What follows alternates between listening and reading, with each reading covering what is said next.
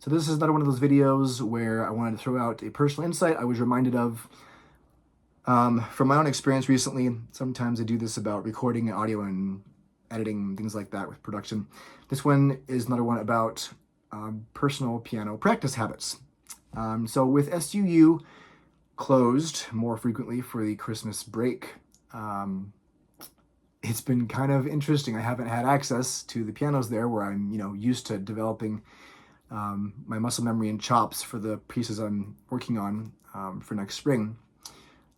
The compensation I've had to apply to my practice, as I've had to do a few practice sessions on my piano here at home, which this phone is now sitting on. It's been interesting.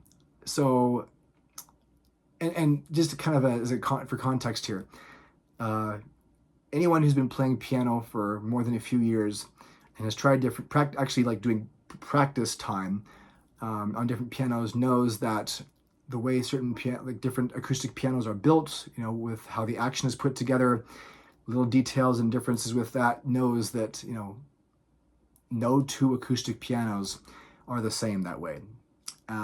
You always have to compensate some little bit if you want to get the same, accuracy and everything with whatever you're playing.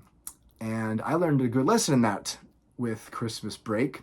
I think it was Thursday and Friday last week, where I was like, I'm the kind of guy that's like, I gotta have my practice time, I don't like going more than a day or two at the very most without it. And so I was like, well, I guess I better practice here at home.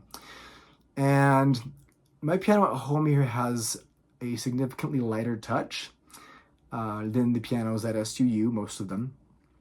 And therefore tends to be a little bit more tricky to get really good smooth legatos sometimes with it. I know how to compensate with mine, thankfully, but this time it wasn't a struggle with legatos for me. It was the fact that because of this piano's lighter touch in front of me here, I realized at a certain part in Beethoven's Waldstein Sonata, there's a part where it goes back to that bass theme with the left hand, and then right after that theme, it kind of goes through a bunch of chromatic motion with a lot of 16th note runs in the right hand and these alternating intervals in left hand. And I realized as I was going through that, I'm like, whoa, this is not as aligned as I thought it was. Like, I already knew it was, it was kind of a work in progress getting those 16th notes really aligned super well. But, so it didn't sound like I was just constantly tripping over myself, right?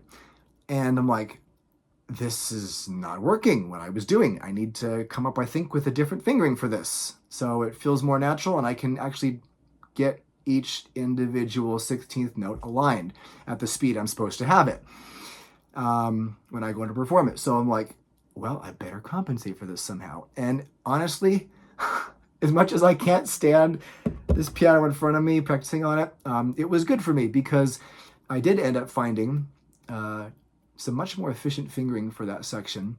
And then, these last two times I practiced, I was able to go to Thorley Recital Hall and work on these pieces I'm doing in there.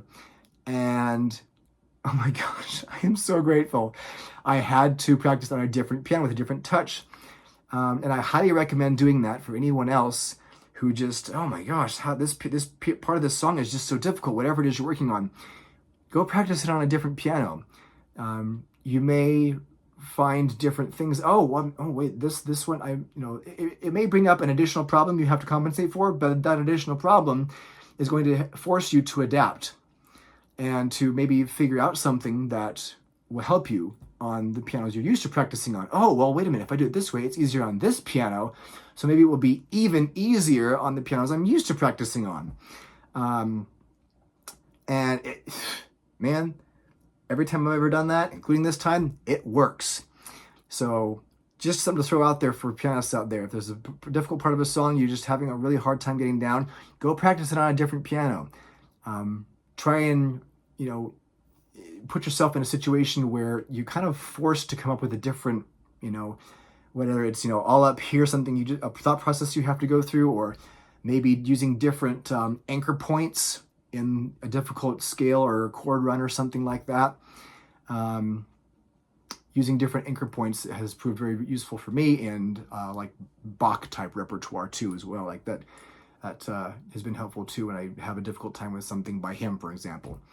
But yeah, try out different pianos if you have a difficult time with something. It's helped me recently and proved as a reminder to me how useful it can be. So give it a shot.